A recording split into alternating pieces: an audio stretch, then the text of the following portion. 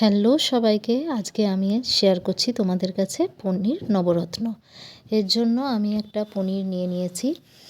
Jio mart থেকে order করেছিলাম mother ডেয়ারির পনির। এই পনিরটাও খুব সুন্দর, খুব সফট। পনিরটাকে কেটে নিয়ে অবশ্যই তোমরা একটু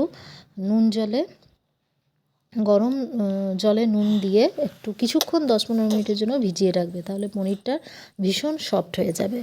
আর এই পনিরটা, মাদার ডেয়ারির এই পনিরটা ভীষণ সফট, মানে মুখে লাগলেই মিলিয়ে যাচ্ছে এরকম সফট।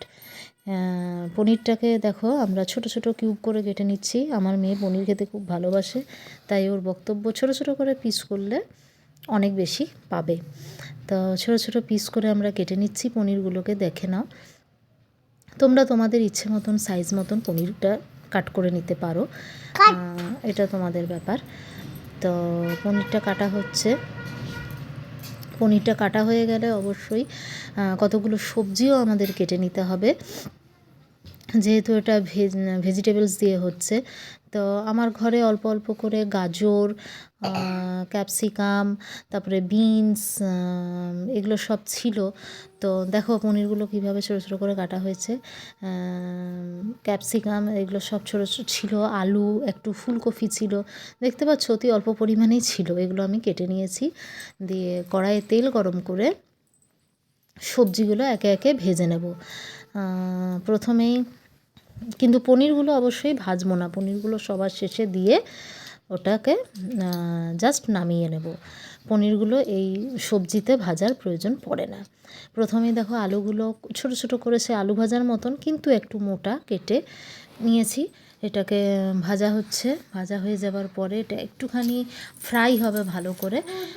একদম যে লাল হবে তাও নয়, আর একদম যে ভাজা হয়ে যাবে তাও নয়, সেরকমভাবে ভাজতে হবে। এবারে দেখো গাজরগুলো ঠিক সেমভাবেই কেটে নিয়েছি।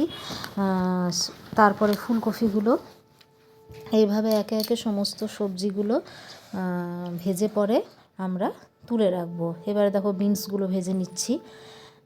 তারপরে দেখো একটা পেস্ট বানাতে হবে টমেটো এবং আদা দিয়ে। সেই টমেটো আদার পেস্টটাকে সর্ষের তেলে ভালো করে ভাজা করতে হবে। এটা আমি গুরু পূর্ণিমার দিন করেছিলাম, নিরামিষ করেছিলাম, তবে এই সবজিটা নিরামিষই হয়, নিরামিষই বেশি ভালো লাগে। তারপরে দেখো সমস্ত ভাজা সবজিগুলো আমি দিয়ে দিলাম এই মশলাটার মধ্যে। মশলাটা ভালো করে কষিয়ে নিতে হবে। তার সাথে অবশ্যই হলুদ, জিরে, ধনে, লঙ্কা গুঁড়ো, স্বাদ মতো নুন, চিনি, এগুলো তো অবশ্যই দিতে হবে।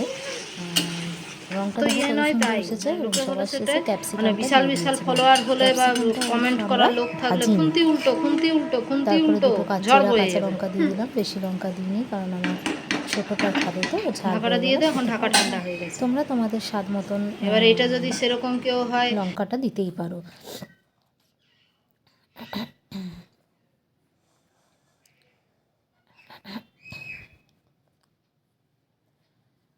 মশলার পেস্টটা এইভাবে দিয়ে দিয়েছিলাম। দেওয়ার পরে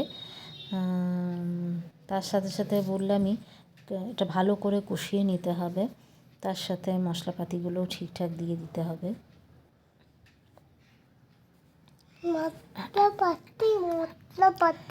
খেতেও খুব সুন্দর হয়েছিল। নো ডাউট পনিরের তরকারি মানে খুব সুন্দরই হয়, ওটা বলার কোনো প্রয়োজন পড়ে না।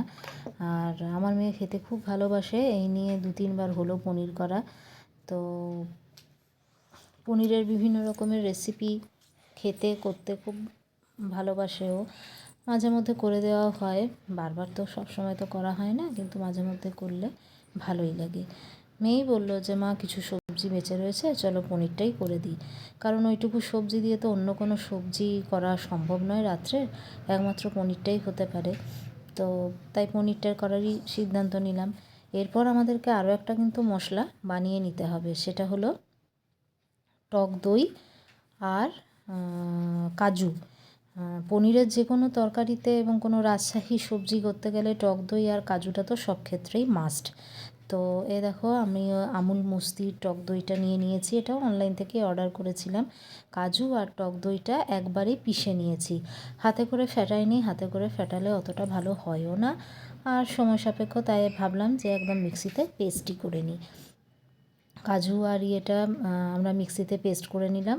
পেস্ট করে নিয়ে কি করলাম, ততক্ষণে এটা ঢাকা দিয়ে যে সবজিগুলো সেদ্ধ করলাম দেখলাম সেদ্ধ হয়ে এসেছে, দিয়ে কাজু এবং ওই টক দইয়ের পেস্টটা দিয়ে দিলাম। দেখো কালারটা একটু সাদা সাদা মতন হয়েছে। পনির নবরত্নের কালারটা একটু সাদা সাদা মতনই হয়, একদমই নয় কিন্তু একটু সাদা সাদা হয়। ফোনে অবশ্য কালারটা ঠিক মতন আসেনি। এইবার দেখো যে কুচি করে পনিরগুলো কেটে রেখেছিলাম, সেই কাঁচা পনিরগুলোই কিন্তু আমরা দিয়ে দিয়েছি। পনিরগুলো কিন্তু ভাজার কোনো প্রয়োজন নেই। পনিরগুলো দিয়ে দিলাম, কিছুক্ষণ ফুটিয়ে নিলাম। দেখো পনিরের ভেতরেও ইয়েটা চলে এসেছে, গ্রেভিটা ঢুকে গেছে। এরপরে গরম মশলা এবং বাটার, অবশ্যই পনিরের তরকারিতে বাটারটা মাস্ট, আর গরম মশলাটাও আন্দাজ মতন অল্প করে গরম মশলা দিয়ে দিলাম, কারণ গরম মশলার গন্ধ বেশি হলে ভালো লাগে না। বাটার দিয়ে কিছুক্ষণ ঢাকা দিয়ে দেখো পরোটা তার সাথে পনির নবরত্ন রেডি। কেমন লাগলো সবাই জানিও।